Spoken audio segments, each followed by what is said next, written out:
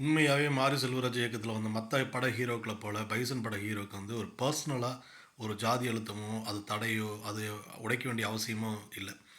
படத்தில கிட்டத்தட்ட அப்படிதான் எல்லாமே காட்டியிருப்பாங்க. சொந்த கிராமத்தில, சொந்தக்காரங்களால கபடி டீம்ல சேர்க்காம ஓரங்கட்டப்பட்ட அவருக்கு வந்து நாசரேத் ஸ்கூல்ல இருக்கிற வாத்தியார் தான் விளையாடுறதுக்கு ஊக்கப்படுத்தி ஸ்கூல் டீம்ல சேர்க்கிறாரு. அதில கிடைச்ச வெற்றி மூலமா தான் சொந்த ஊர் டீம்லயே அவரு இடம் பிடிப்பாரு. அதுக்கப்புறம் திருச்செந்தூர் சிவந்தி ஆதித்தனார் பேப்பர் மில் அணிக்காக போராடுறாரு. பண்ணையாரோட வாய்ப்பு மூலமா. அங்கிருந்து மாநில அளவுல விளையாடுறதுக்கு அவருக்கு வாய்ப்பு கிடைக்குது.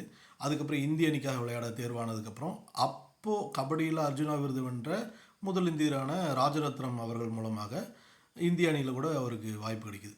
அங்கேயும் திறமையா விளையாடி தான் அவர் ஆசிய போட்டியில தங்கம் வாங்குறதுக்கு உறுதுணையா இருக்கிறாரு. அவரோட மனத்தி கணேசன் கேரக்டர் மூலமா. ஸோ இவரோட கபடி பயணத்துக்கும் மூலக்கர பண்ணையார், பசுபதி பாண்டியார் முதலுக்கும் எந்த சம்மந்தமும் கிடையாது.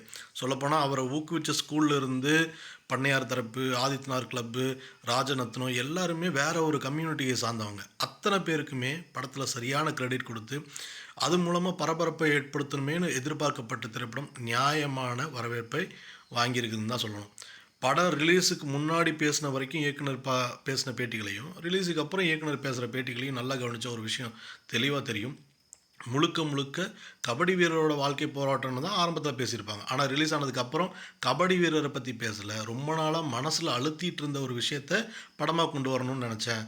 ரொம்ப போராடி நல்ல நோக்கத்தோட இன்னைக்கு வெளியாகி மக்கள் அத ஏத்துக்கிட்டாங்க அப்படின்னு பார்க்குறப்போ, நோக்கம் நிறைவேறிடுச்சு அப்படின்னு சொல்லி சந்தோஷமா அவர் பேசியிருக்கிறார். இயக்குனருக்கு மட்டுமல்ல, தென் மாவட்டத்தில சேர்ந்த பலருக்குமே இந்த அழுத்தம் இருக்கு. கடந்த 30 வருஷமா ஒரே மையப்புள்ளியில இருந்தா 2 பக்கமும் மாறி, மாறி, மாறி, மாறி பிரச்சனைகள் நடந்துட்டு இருந்திருக்கு. அது வந்து இன்னைக்கு சின்ன பசங்க வரைக்குமே இன்னைக்கு சோசியல் மீடியால பல பேர் அதையே பேசி, பேசி சுயஜாதி பெருமை பேசி, பேசி ஒரு கொண்டாட்ட மனநிலைக்கு கொண்டு வந்துட்டுருக்காங்க. இதை யார் தடுத்து நிறுத்துறது? இதுதான் தனக்கு கிடைச்ச சினிமா மூலமா எல்லா மக்களையும் கொண்டு போய் சேர்த்திருக்கிறார் மாரி செல்வராஜ். மொத்த படத்துலயுமே பண்ணையாராக உருவாக்கப்பட்ட கந்தசாமி கேரக்டர் பேசுற ஒரு காட்சியாகட்டும், அந்த துருவ கிட்ட பேசுற ஒரு காட்சியாகட்டும், பாண்டியராஜா கேரக்டர உருவாக்கிட்டு காருக்குள்ள வச்சு அவரு அமீர் பேசுவார். ஒரு நிமிஷம் வசனங்களாகட்டும். அது 2ம் தான் அந்த தலைவர்களோட மனசாட்சியா 2 கேரக்டர்ல கொண்டு வரார். மொத்த படமுமே அந்த 2 சீன்ல அடங்கிரும். இதுதான் உண்மை. அதாவது ஒடுக்கப்பட்ட சமூகத்திலிருந்து வர ஒரு மனிதனுக்கு ஒரு ஜாதி பார்க்காத திறமை மட்டுமே நம்பி, திறமையை மட்டுமே பார்த்து அவருக்கு வாய்ப்பு குடுத்து மேன்மேலும் கொண்டு வர்றதுக்கான மற்றொரு ஜாதி தலைவர்கள் மூலமாக தான் இன்றைக்கி பல பேர் உருவாக்கப்பட்டிருக்கிறாங்க. ஸோ தலைவர்கள் மனதிலும் ஜாதிகள் இருந்ததில்லை. மக்கள் மனதிலும் அது இருக்கக்கூடாது அப்படிங்கிறது ரொம்ப தெளிவா காட்டியிருக்காரு படத்தில. படம் ரொம்ப நல்லாயிருக்கு.